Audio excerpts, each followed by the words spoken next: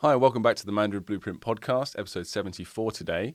I'm going to go through with you a specific function of grammar first, which is to do with negating or denying something. It's just basically saying no to something or don't to something. Now, we don't use boring words like adverbs in the Mandarin Blueprint Method. We usually just translate from the Chinese version of the word, which is usually much more logical and direct and really speaks to the essence of the word, which is kind of a cool characteristic of Chinese. But in this case, although the word is accurate, it's still a little bit boring. The word for adverb in Chinese is 副词, and this really means something like subsidiary word or auxiliary word, which is rather posh and rather high-level stuff. And we prefer the much more simple translation of how does what. So does what is, of course, verb. That's what we call a verb. It does what. The action, and the how is how that verb or how that action takes place. And that's what an adverb does. And we like to use this sort of caveman, really simple way of talking about grammar because grammar's tough enough and boring enough. We don't want to make it any more boring than it needs to be, right? So without further ado, let's talk about the first kind of adverb that we have, denial. How to deny stuff, how to negate things in Chinese.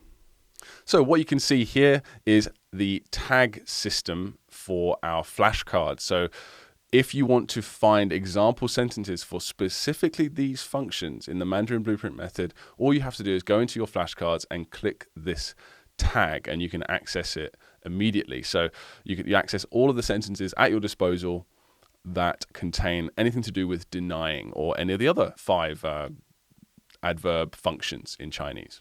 So let's look at the first sentence. This is really basic. You just take the very common character and word 不 and you just put it before a verb or an adjective and it just negates that thing. So here's the example sentence. 我说话，但是我的儿子不说话. Okay, I speak, but my son does not speak. So that's pretty basic, right? Just put 不 in front of stuff. Let's have a look at another one. So this sentence, let's just go through it first and I'll explain what you're looking at. So here we go. 儿子总是记不住我说的话. 儿子, my son, or son, as the Chinese say. They don't say my son, they can just say son. 总是, always, 记不住, can't remember. 我说的话, what I said. So let's look at that 记不住 part. So first thing I want to point out is that in these structures, when the 不 or the 的 is the positive version, is in the middle, it's always fifth tone. So it's not 记不住, it's 记不住. So the 不 is a fifth tone. So the 记 part is literally about remembering, and the 住 at the end is the result of remembering. And the 住, I guess the best translation in this context would be to set in place, to fix, and to stay there. So when you remember something, the result that you want is for it to stay where it is, right, in your memory. But if you say 记不住, then the result of setting in place cannot be achieved by remembering it. So it's saying he can't remember the things I said. Now, how would you say he can remember the things I said? You just replace the 不 with a 的. So it's 记得住, 记得住. So this is a really common structure in Chinese, this something 不 something, so verb something result or verb 的 result. Really, you'll see it very often, you'll be using it and hearing it all the time. So let's look at another example sentence for it. 我找不到我的包. 我找不到, I can't find 我的包, my bag. 我找不到我的包. So this time you're saying 找不到, right? 找 is the action of finding, the verb of looking rather, and 不到, in this case the 到 would be literally arrive, but it's used in the context of achieved, basically. I haven't achieved the verb that I set out to achieve. So how would you say I can find my bag? Like maybe you're trying to encourage that person. It's like, no worries, you can find it. 你找得到的. Right, you'd add the 的 on the end, meaning something to do with the future. But 找得到 would be the opposite. So let's have a look at another different way we can negate things. This time we're going to look into how to negate the past. Now, if you've been on the podcast for a while, or you've been on our course and you've watched a few of our videos, you've probably seen some examples of how to negate the past. And we never use 不 when we're negating the past or denying the past. What do we use? That's right, we use 没 or 没有. Let's check out this example sentence. 我吃了，但是我的儿子没吃。我吃了 is I ate, 但是 but 我的儿子没有吃 or 没吃. My son didn't eat. So you notice in this sentence I have 有. So the full version is 没有吃, didn't eat or hasn't eaten, depending on the context. Chinese is very contextual. But 没有, the 有 can be dropped. You don't have to have that 有 in there. And to be honest, most of the time that's what will happen, because it's just how people speak in a native way, isn't it? Like, you don't say, I don't know. You say, I don't know. You don't even say, I don't know. You say, I don't know. You make a noise, basically. People do that. They shorten things, right? So, 我儿子没吃 is probably the most common version. Let's have a look at another one. This one is 我儿子没有手机，不过我有手机. And sorry, I don't mean to be sexist here, always talking about 儿子, but that is the words that we've unlocked at this point in the course. Earlier on, we haven't unlocked new R yet, daughter. So apologies for that. 我儿子没有手机. My son doesn't have a 手机, a phone. 不过, but, that's another way of saying but. Another softer way of saying but is 不过. 我有手机. Okay, my son doesn't have one, but I do. Right, so those are the basic ones sorted. We've got 不, we've got 没, and we've got that really useful structure of verb 不 result, right? And there's one more I want to talk about. Well, two actually, but they're both sort of very, very similar, which is how to tell someone not to do something. Don't blah, blah, blah, blah, blah, okay? So this one is, well, the most common and the most colloquial way, like the most sort of 口语 way, as they would say, spoken would be 别. That's how to say don't do something. 别走，等等我. So this would be a good example sentence of that. 别走, don't go. Like, this doesn't literally mean don't walk. I guess it could mean don't walk literally in some certain contexts, but usually 走 as in don't go or don't leave. 别走，等等我. Wait for me. And that 等等, by the way, the repetitive sort of duplicated 等等 is just to make it sound nicer rather than just a very direct order. Don't wait, don't go, wait for me. So really the translation should be wait for me a sec. Wait for me if you wouldn't mind. It's like 等等我. So anyway, but that's not what we're talking about. I get distracted easily, don't I? So 别走. And often you'll hear Chinese people just say 别别别别别, like really quickly as well. And when, I don't know, you're trying to give them something and they're trying to say, don't give me that thing. That's just something really common you'll get. But yeah, this is the most basic way of using it. And then next we have sort of what I consider to be just the longer version of this, the very slightly more formal version of 别, which is 不要. It's I guess formal is the wrong way. It's not necessarily more formal, but it's more direct. It's more like saying, not direct, it's like you're spelling something out that's maybe quite important. Okay, it's not so blasé. So let's have a look at this one. 你不要只关心自己. Let's do that slower. 你不要只关心自己. So you don't, or rather, just don't just 关心 yourself. Don't just care about yourself. 你不要只关心自己. Now this 不要, of course you would have seen before if you're on the course. The most basic usage of it is don't want. So someone asks if you 要 something, do you want this? You say 我不要, 我不要那个, I don't want that. But this is another way of using it, and it means don't do something. So that's about it for negation, guys. Have another look at these tags and go ahead and check out your example sentences in your flashcards. Click on some, have a little look. You don't need to go and review them, but just if you're curious, you can see just how many sentences at your disposal contain these various different how, does what, or adverb tags, if you want to go the boring grammatical word. So that's about it for today on the negation. Let's move on. Now, as for updates this week, the coronavirus is still around. Of course, it's still doing its thing. It doesn't really bother me that much. I'm just at home with my wife. Luckily, she likes to cook, and we're just staying indoors. And as we walk around, we're getting randomly tested for our temperature with a little temperature gun. People are just like, "Hey, you," and they'll just stick a temperature thing in my head. This like gun-shaped thing. It's quite funny. But yeah, just wearing my mask. I'm just doing it. I don't know how Chengdu's doing exactly for it. I don't know how much had been blown out of proportion about this whole thing. But I'm mainly doing it to make my wife chill out, and also just to make everyone else not be concerned as well. Because as soon as they see someone without a mask, they're like, they get worried. So I don't want to make people concerned. So I'm just doing that. I'm just doing my thing, just working all day, and I don't go out much anyway. So it has not really made that much of a difference, like I said. So that is the update on that thing. I hope it doesn't get too much more restrictive. There's been a lot of restrictions happening, moving around certain places, people coming in and out of apartment complexes is more difficult. But yeah, other than that, all good really. Course updates, yeah, we've got the expansion is out now rather, and we're working on getting the course out to more people at the moment, and just correcting any issues that we're finding and trying to improve it even better. There you go. What a way with words.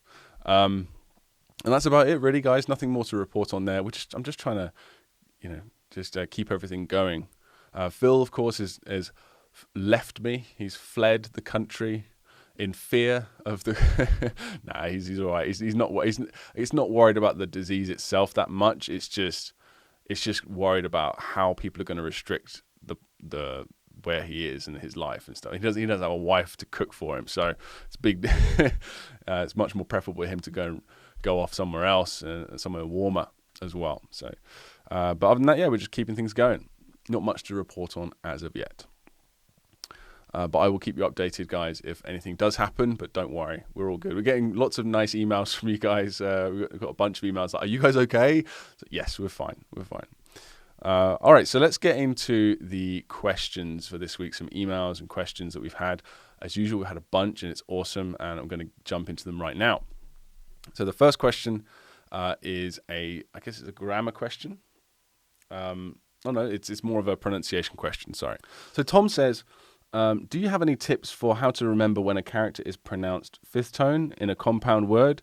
So far, I've picked it up eventually with Anki, but given that I'm just trying to remember by rote, I'm concerned I might forget. I've never bothered personally. Like, you know what we're like. We come up with a mnemonic for everything, right? But for me, it's just been repetitive practice and input and practice and input and practice. And it just sort of comes together. It's kind of like how, you know the characters, but there's every now and then the character will have a different pronunciation. It sort of throws you a curveball, but you get used to it with enough. You could go and make a mnemonic device, right? And once you use the course for a little bit longer, you should be able to easily figure out how to do that. I haven't thought of anything beforehand. Maybe I should have thought of an example of a mnemonic to give you to remember. But usually, if you listen enough and you consume the language's audio and pronunciation, and you shadow audio, which is like speaking along with it and stuff like that, it will just naturally seep in. So you won't have to worry too much about it. The next comment is from Rick, and he asks something in relation to yoyo Chinese. He says, on yoyo Chinese, she says 说话, as in to speak. So it's literally speech. 说 is speak, and speech is 话. Is a default object verb. 说 always needs an object, and if there's nothing specific, then one should say 说话. Agree? Yeah, I guess so. Yeah, 说话. Yeah. I can't think of an example off the top of my head where you would just say 说 And Yoyo really knows her stuff when it comes to grammar as well. And so she is genuinely a trusted resource. Rick ANGLELAND again on Chinese isn't the hardest language in the world if you do this. He says, OMG, I was watching a Chinese drama episode tonight and was able to read several whole sentences of several characters. Awesome. Yes, I love that feeling. It's great, isn't it? I watched this, well, I guess I've been doing it for years now, but like it's still cool every now and then. Like I'm watching, when you sort of realize it, watching a Korean movie last night, which turned out to be really rubbish at the end, kind of a waste of time. But it was really good at first. And it was all obviously in Korean with just Chinese subtitles. I'm sitting there watching it, and every now and then you're like, this is cool. I'm not using English at all. You know, it's nice. Even when you've been doing it for years, it's still kind of cool. So enjoy that, but especially when you're starting out, you know, and you first start to notice those first few sentences, and not everything is just random squiggles. It's pretty cool. Very cool. The next question is from Rebecca. She asked a question about 打包, which means to take away, like to pack up some food. And she asks, so is the usage for more than just bringing leftovers home from a restaurant meal? Is it also used when you order a meal to go at a fast food outlet? And the answer is yes. So when the most common way, I guess, would be to, you know, like you say, you're in a restaurant, you have some leftover food, you want to take it home, and you say 打包, make it into a bao, a bag, pack it up. But you can also just go into a restaurant and 打包 something. You can order it, and then they cook it and immediately pack it up and you take it away. But it doesn't work when you call them up, though. When you call them up and you're ordering food and they bring it to you, that's 外卖. That's different. But yes, that's how it's used. Okay, the next one we have Rick again. And he asks a question about Ming, which means bright. But when used in the context, he was asking about used in the context of 明年 and, of course, 明天, which is tomorrow and next year. So let's have a look. Are there ins and outs of 明年 beyond a bright future? I would be interested in any anecdotes, as any anecdotes help to make the word more vivid in my memory, even if they're complicated or roundabout. Well, I actually asked my mother and father-in-law about this, because like I said before on the podcast, they are like scholars. They really know their stuff. My father-in-law is like an expert in ancient Chinese. He can read and write ancient, like Jiagu Wen stuff. He's crazy. And my mother-in-law is an editor for a newspaper, for a magazine. So they said that Ming in this context literally means 第二个, means second, the second, as in first, second. And that's it. And it's only in the context of 明年 and 明天.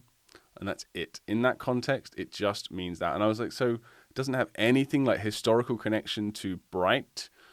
Like this, you know, I don't know, maybe there's some connection between the second and bright, and they didn't know. I mean, I'm not saying that, so therefore it doesn't exist, but they didn't know. And if they don't know, I mean, I'm literally going to have to go to, you know, a national library in Beijing and figure it out. Like, that's how smart these guys are. So, I'll just double check their message to me, just to make sure I haven't missed anything. I just double checked, and no, that's pretty much it. They're just saying, literally, that's how they conceptualize tomorrow and next year. So Ming, only in the context when it's a compound word combined with tian or nian, does it have the meaning of 第二个, literally second, not future or next or anything like that. Specifically, it means the second or second. But if you separated the two characters, Ming means bright and clear. It does not have the meaning of the second anymore, only when combined with these two other characters. So the way they conceptualize it again is just 明年 is 今年, like this year, 的第二年, like so it's the second year of this year. That's how they verbalized it to me. And that's how they say that Chinese people conceptualize the whole next year or tomorrow concept. All right. So I hope that's clear enough. I still feel like I haven't quite got my head around it, but that's the basics. Another one from Rick. He says, hey guys, I wouldn't go so far as to say that Chinese words are logical, which is what we do say, to be fair. We say that Chinese words are way more logical than English in how they are structured. If logic is about consistency and inevitable conclusions, but I would say that they are vivid, meaningful, and memorable. There are many possible solutions for how something could be named, and even for some of the words we've learned so far, such as 明年, are hardly logical.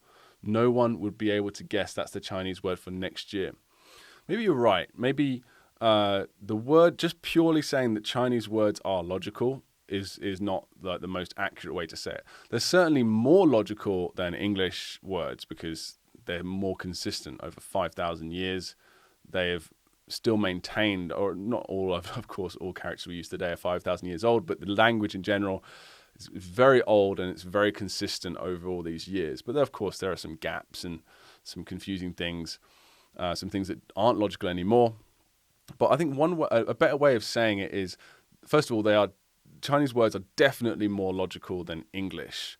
Like what is the word would in English? Like WOULD. The word would has that comes from like a deformed version of the Norwegian word. So there's no sense to it other than that's what it is, And to make out the sense of it, why we say would for would, it would take a lot of effort and time. And then of course you have some words that are just Old English, some words that are Greek, some words that are Latin, and it's just a hodgepodge, right? And the English words are logical if you have enough deep, obscure knowledge about morphemes in English and how they're structured and stuff. So overall, I would say, yeah, Chinese words are overall still more logical. But on top of that, the more important thing is it's a logic that the average learner has access to, because two characters are there, you know what the characters mean, and they go to, and both characters, or if usually it's two, right? But of course it can be more or less, but let's say it's two. You know these two characters' meanings, and so you have much more chance of seeing how they connect to each other and the logic. But here's the cool thing, like you also mentioned this, which is that they're much more vivid, meaningful, and memorable, right? Which is absolutely true, because even if that logic doesn't exist, or you can't see it because you don't have enough knowledge, or maybe you know one meaning of a character, but maybe it has like 10 meanings or 5 meanings. And one of those other meanings is what it's applying in that compound word. So you can't see that logic of the real word structure. But perhaps because the characters are so vivid and visual, especially with the method that we use, the hand to move method, to learn them, you can easily create a meaning that maybe wasn't supposed to be there to learn the word. So for example, 说明 is a word that means explain. 说明. So 说 is speak and 明 is clear, right? 说明. And so I spoke until it was clear. That's apparently the actual structure. That's why it's a verb result structure. But maybe you didn't know that. Maybe you just thought, you can just easily, you got the idea of speak and the idea of clear, or bright rather, is there. So maybe you can imagine someone speaking to someone and then a bright light bulb goes off on their head, and that mnemonic is more than enough to make so Chinese has that. But yeah, maybe in future I might word it a little bit different to be not just like they're logical, but they're also more vivid and clearer. And they're much more, it's far more easy to make mnemonic devices with Chinese words because they essentially have their own built-in mnemonic devices anyway, right? These characters provide really clear chunks of meaning that you can work with and play around with.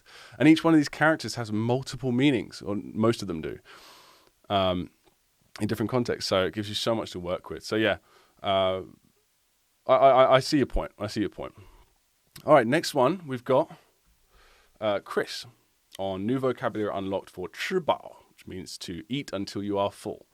So 吃饱了吗? Are you full?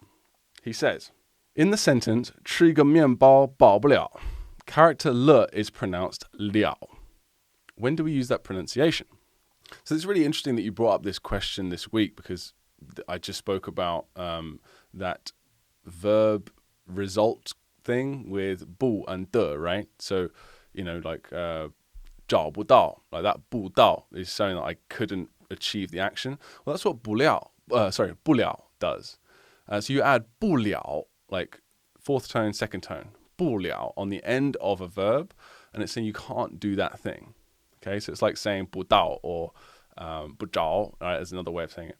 So let's look at this example sentence. A very, very common sort of fixed phrase with 不了 is 受不了 or 受不了. It's like 受 is like 接受. It's like I can't, like to take, to stand something. 不了 is obviously saying you can't stand something. So 受不了. Let's have a look. 我受不了你骂我. I can't handle, I can't stand you scolding me. That's a sentence from level 26 of our course. 我受不了你骂我. So that's one. You could say 吃不了 as well. I can't eat that thing. Maybe I can't afford it. Or, well, no, probably be more like it's too gross or something like that. Or I'm a vegetarian and that's a steak. Or 吃不了. Or in this context, 我饱不了. 饱 is like to be full. 饱不了 is I can't get full from eating that thing, right? So it's really straightforward. And of course, you can switch out the 不 for 的. And it will be, I can achieve that thing. 得了. So this is kind of like a one-size-fits-all kind of structure to say that you can or can't achieve something. So 饱得了 or 受得了. I can handle it. I can get full from that thing, right? And there are a couple other uses for 了 as well, but they're quite advanced. But this is the most common one. Okay, so let's do the next question. Rick says, by the way, the sample sentences are really useful in terms of x plus one. That's a concept. I should just, if you don't know, that's a concept I believe that was invented or introduced by Dr. Stephen Krashen. It's the idea of you want x is your level and plus one is slightly above your level, right? So you want to consume information and media that is slightly too difficult for you so that it gives you a challenge, not too boring, but also you can learn new words by input naturally. So you don't want it like plus 10 because that's boring and difficult and mind-numbing. That's intensive. You want something more extensive, like, for example, 98% comprehension, which is what we aim for through our course. So he says, many of them we can read, the sentences, many of them we can read with the characters we have studied. Yes, some are gently introducing some new common words which won't be quite so familiar when we actually study it. Yeah, exactly.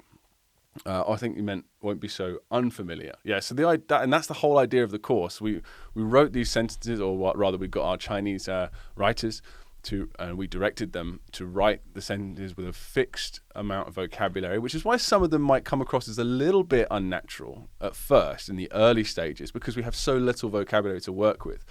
We talk about my son scolded me and stuff like that, and it sounds a bit, it's like, why do you keep scolding your son? Why do you keep using that in example sentences? Do you not like your son or something? You're projecting? No. It's just because we have little to work with, right? But after, of course, this gets less and less of an issue, and it's hardly an issue at all anyway, but I'm just saying. So the idea is that we want to have possibly every few sentences has one or two top-down words that you haven't learned the characters for yet, but they're really common, and you should know these words, so that it's more like 98% or more like 90% comprehension in some cases. So, I'm glad you noticed that, Rick, and that's the idea. That's exactly why we did it. Okay, another question from Tom. He's got a suggestion for people at the end of level 12, so he's making great progress. He says, just a suggestion for people like me who don't have much of a visual imagination. I was trying to figure out why I was forgetting certain actors, like close family members. Actors are people that we use to remember the pinyin initials to learn characters using our mnemonic visualization, memory palace technique, the hands-up movie method. He says, I was trying to figure out why I was forgetting certain actors like close family members who are really familiar to me and remembering others that weren't. And I realized that the thing that was helping me remember the actors wasn't their faces, which I can't really picture at all. It was their behavior. I was remembering celebrities that I don't even know that well because I assigned a distinctive personality to them and could remember how they were acting in a scene, even though I couldn't really picture what they looked like. Hopefully, this might help other people who have trouble picturing details or faces. Yes, get your people to act in the way they are, speak, dress in the way they are. And it's not just about their faces. That's exactly right. And we're always talking about bringing out the personality traits and things that make the people you know stand out, bringing that out in your movie scenes if you can, and using that to your advantage. Fantastic. All right, we've got another question from Matthews. He says, what is the difference between 差不多 and 左右? Well, in the basic sense, nothing in terms of meaning. Okay, so 差不多 and 左右, when used in that way of meaning roughly or roundabout, they're exactly the same meaning, but they're just used, one's used before the verb and one's used after. One's used before the number or the noun, I guess, that you're describing, and one's used before. So let's look at example sentences. Here's one from level 13. 我差不多7点半起床. I roughly or around 7:30 got up out of bed. So you'd say 差不多 comes before the time or the number or, whatever it is you're saying is rough, is an approximate figure. 我差不多7点半起床. I roughly got up at 7. But with 左右, you could say exactly the same thing, but you just put 左右 after the time. 我7点半左右起床. And that's it. Now, there are different ways you can use 差不多 as well, which is a bit more advanced. But in this context of saying roughly this thing, that's the only difference between that and 左右. Okay, another question from Rick. Lots of questions this week from Rick. Awesome. He says, is it okay to streamline or cut corners in the props sometimes? I just want my actor in the location holding up a credit card facing up and then facing down, showing the top and then showing the bottom. I mean, so let me just give some context for this. So he's talking about making the character ka, which means card, usually a credit card or something. And it's made up of the props for down or below and the props for above next to it. And, it's a very simple character. It's very early on. But I would say you're going to be using these props, relatively commonly. And, if it's good to get used to the method. But if you already know the method, you already know the character, that's fine. I guess you can do that. You can take a shortcut, but I don't recommend it. That's what I would say. I recommend spend that extra 30 seconds, 1 minute, or even 2 minutes, and just use the props in a creative way, and you won't ever find yourself have to worry about being confused about it. Okay, so that's just my thought on it. I honestly don't mind too much, whichever you want to do, because it's such a simple character anyway. It's not a huge deal. The next one we have is from Brian, and he asks, "What does it mean for something to be unvoiced?" What does it mean for something to be unvoiced? Well, that's referring to the pronunciation mastery course. When something is unvoiced in terms of pronunciation, we're just talking about, think about beatboxing. Those guys that do beats with their mouth and stuff? I'm not going to do it, but basically just the p or a p sound, like without any voice, without any vibration here. So p or k or t or s. It's just air sounds. Yeah, so that's unvoiced. And voiced would be something like D or B. So it'd be like D or B or N, like an N, right? So that's it. That's the only difference. Next we have Yasmin, who says, "Wow, I wasn't expecting my short essay to get on the podcast. Thanks for paying attention to my rambling, smiley face. You lot are fantastic." Yeah, we like a bit of rambling. And if someone takes the time to share their thoughts on the course, most of the time we'll be happy to talk about it on the pod. Awesome. Just called it the pod. Aren't I cool? Next, we have Sarah, and Sarah Bardin says, "Great, I had learned some of these phrases before from an app, but I had no understanding of the individual words or the tone changes. Now I understand. I really like all the explanations and the visual cues and images that accompany the words. They make it easier for me to remember." Well, thanks very much, Sarah, and I'm glad it helps. This is the difference between top-down and bottom-up learning. Right. So, by the way, Sarah is referring to the pronunciation mastery course where we teach every single pronunciation and then give you examples of words and phrases that use those tones. So it's not just repetitive drilling of individual sounds, but it's real life phrases. I think we teach about 200 words and phrases in total throughout the 6 hours of the course.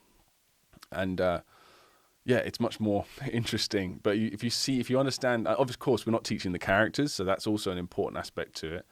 But once you understand the pronunciation, it adds another deeper layer, which makes it easier to remember. I forgot this one actually from Petteri Nakamura on a lesson within the course. He says, I think it was one of me speaking Chinese on the bench that's right at the beginning, just to give people a bit of confidence that they can actually achieve it. Achieve fluency and some sort of competence in the language is actually possible because I don't know what it is about Chinese.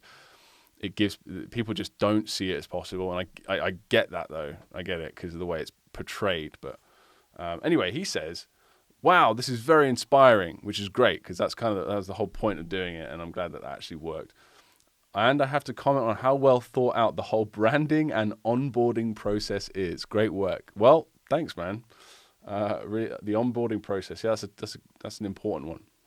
Awesome. So that's it for all the messages, the general messages. Let's get into something a bit more specific now. So we want to talk about the various movies and props that I've decided that we should definitely share this week that have been quite good. So let's jump into the first one here.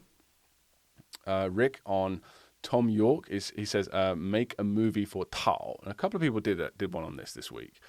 This character Tao means to bring out, to sort of guide out of someone. I can't remember the word that we use, the key word.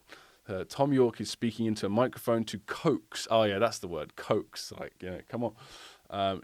Is speaking into a microphone to coax a tape measure out that has snaked under the bed in my treehouse. And I can imagine that one working really well. So we've got tape measure on the right, and then we've got microphone on the left, and then he's coaxing it out, sort of like a snake charmer. That's a really cool idea. Michael Rochford, make a movie for Hua. Sorry. He says, actor is the Hulk. HU, set is Arlington House, scene is kitchen, props, halberd, and buck knife. Nice. All right, let's see what we've got here. He says, angrier than a Hulk. The Hulk is sitting in the kitchen. His foot is propped up on a kitchen chair, and he's rubbing a massive blue callus on his big toe. Arranged on the table is a halberd and a buck knife because a file just won't cut it. He takes hold of the halberd, and as he brings it to his toe to scrape off, that's what hua it means. It can also mean to row, but whatever. To scrape off the callus, in walks my wife. She looks at him, looks at the halberd, looks at his big toe, looks at the clean kitchen, and then back at him. In an immediate understanding of what his plans were, you can see a raging wildfire start in her eyes, and she starts to turn red with rage and screams so loudly at him that it knocks the green right off him, and he jumps up and runs as fast as he can out of the kitchen, turning into a scared little chicken. Brilliant. Well done, mate. That's a really good one. Very, very vivid. That's all I can say about that. And it ticks all the boxes, which is what I like to say. Next one is from Belinda Hermawan on Make a Movie for Shang, which means above, as I referred to earlier. She says, and this is made up of a magic wand, and what we recommend is a razor blade, or it could be anything, like a straight object. Harry Potter fans can use a wand to cast the Wingardium Leviosa spell to levitate a razor blade. Sean Connery's voice sure does resonate in a bathroom. So just a little extra thing there to as a tip for people. Voice, that's a very interesting idea as well, because we always talk about like touch. It's not just about the sense of touch. That touch can be divided into many different senses, like heat, weight, pressure, all these different types of touch, right? And I guess sound can be identified. It's got more than one thing to it as well, like resonance, the echoing sort of level of echo of a room. That's another sort of subtle division of an aural sense, isn't it? That's very cool. Ija, make a movie for gui, which means to return to or go back to. Actor Gru from Despicable Me. Outside the entrance of my EI set, props are a sword and a pig snout. All right. Gru was angry that outside the entrance of my EI set was set, by the way, if you don't know, that is a location. That's how we remember the finals of the pinyin. That's why they're named EI. Was blocked. The entrance of his set was blocked by a group of pigs. He screamed for them to go back to where they came from. The pigs didn't budge. He then took a sword and slashed the snout off of one of the pigs and waved it around as a warning. The other pigs were frightened and scurried back to the minion's lair. That's very simple and straightforward, and also very hilarious as well. Well done. Another one here from Tyson for the movie Do, which means many.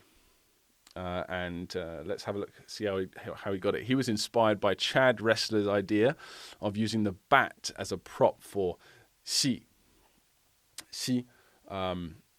Because xi actually means night or evening. And I guess that's related to bat. So Chad chose bat for that. He says, I find Darth Vader running around in the front yard of my O set screaming. He's petrified of bats, and there are two flying over his head. He's screaming, so many. But it's only two, I say. Two is too many. Too many. I agree. Two bats is two bats too many. That's brilliant. Tyson always gives very simple scenes, but very, very vivid as well. Well done. And speaking of Chad, we've got a story from him. Make a movie for fun. Fun, the most common usage of it is portion. Like a fun, and then you say like a portion of chips or something, whatever. My girlfriend, now wife, well done, and I are hanging out in her backyard having dinner with Chuck Norris and Phil Crimmins, as you do. Phil is visiting from China. We order Chinese food and we get down to our last portion of rice.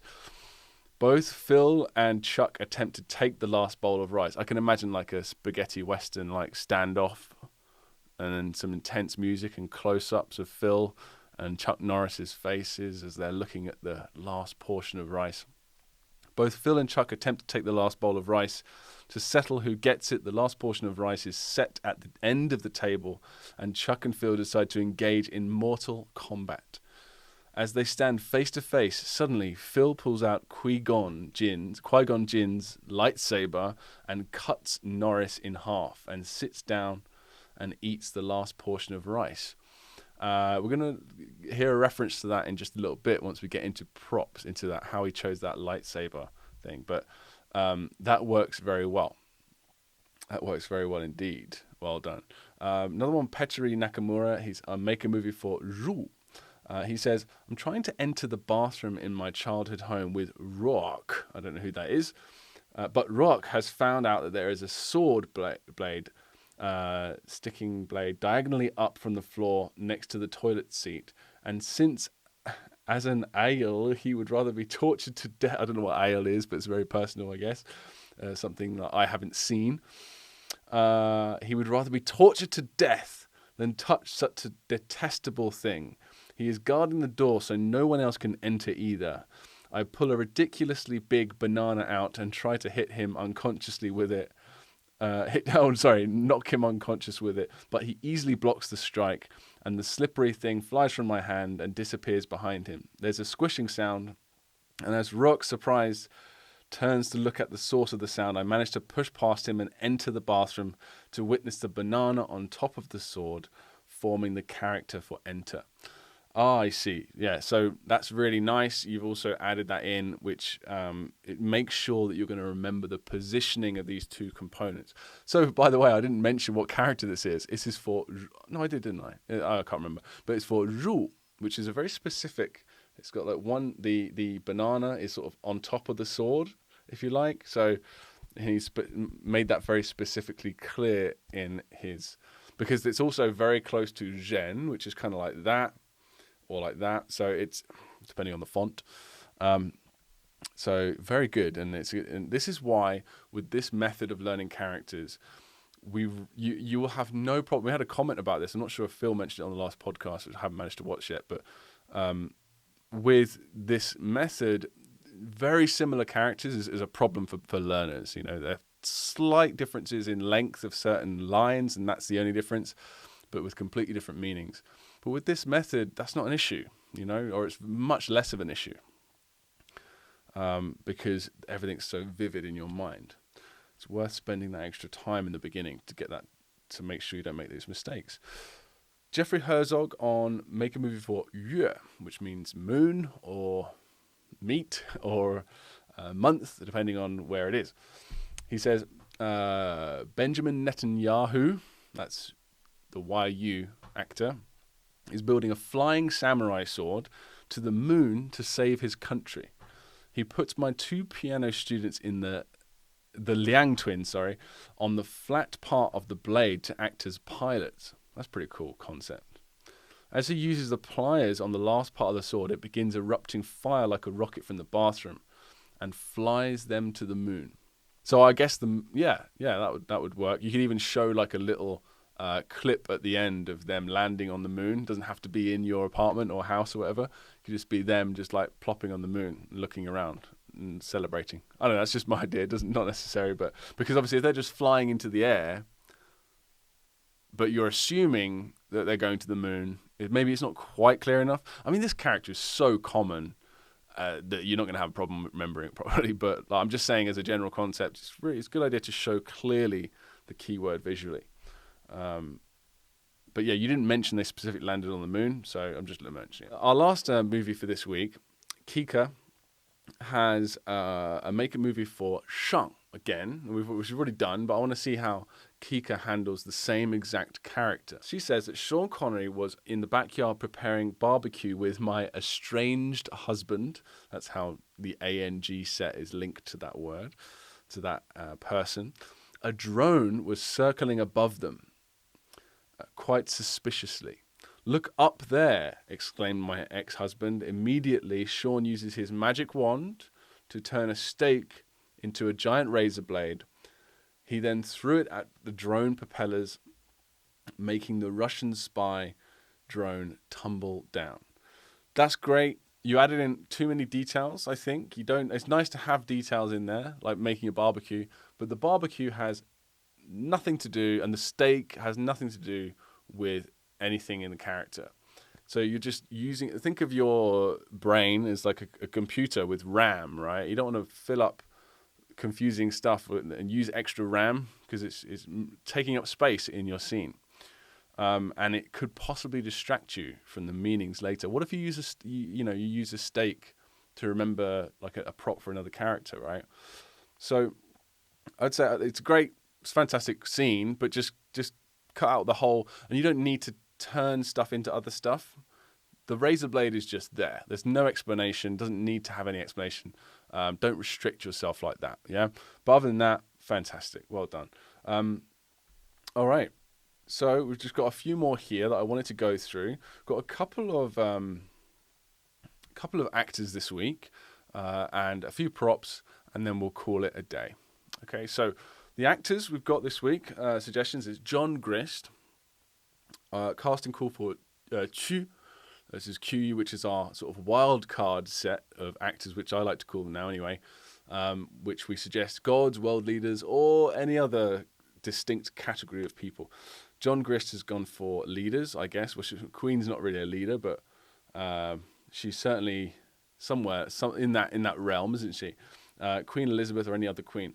I guess you could also just have the royal anyone from any royal family. Michael Rochford on Casting Call for Shu, he says, I gave up on gods or world leaders because they just don't pop in my brain. That's why we introduce world leaders, actually, because gods are quite hard for a lot of people to imagine. It's like, why make someone up when you can just have someone as a real reference, you know? I settled on the old lady that lives in a shoe. I figured she's the leader of that shoe anyway, so I also figured that since I have all my other actors, just this one won't trip me up too bad. Yeah, and like there's so few people in this category. There's only 6, right? It doesn't really matter, even if they're just a random people. It doesn't really matter if they belong to a specific category or not at the end of the day. It's just to make it slightly easier for new people to clearly categorize them, you know? All right, so thanks for that. Now, we're getting into props. I've got a few here from William Edmeades, as usual. William's found his niche, I think. He's very good at conceptualizing abstract components and forming them into real-life 3D objects or props. He's just got a knack for it. So we've got a few of his in here today. So William Edmeades on Pick a Prop for Wei. So if you have a look at the show notes, you can see this character in more detail, or we can actually have it pop up next to me here. He says, this prop has always reminded me of a sergeant of some sort, wearing a hat and pointing in the direction that their subordinates should run in, complete with the whistle and strained voice too. Alternatively, it could be a person practicing Tai Chi or karate, perhaps the Karate Kid. Yeah, so you've based that on the appearance. It's kind of a weird-looking character. Like a lot of people would look at that and say, "Oh, it doesn't really look like anything," but I can see what you're saying. Yeah, I can definitely see that people using that idea. The next one from William is for Pick a Prop for Wu, which literally means nothing. So it's quite a tough one for a lot of people. Like, how do I imagine an object to represent nothing? Well, William's got quite a smart idea. He says, nothing by definition is the absence of matter, which is also called a vacuum. But since that's also hard to visualize, I'm going with a vacuum cleaner instead. Brilliant. And I'm immediately thinking of Henry the Hoover, those little Henrys. Awesome. Another good prop idea could be the legendary Cui Jian, the father of Chinese rock, for his song 一无所有. Brilliant. Pablo Prieri on Pick a Prop for zhong, which means heavy. And he just said, an anchor, with an exclamation mark. So that's actually a very good one and very memorable too. And he's very excited about it. I like it. William Edmeades on Pick a Prop for fu, which means husband. He says, if someone is struggling for ideas for the husband keyword, maybe thinking of anything to do with husbandry will help.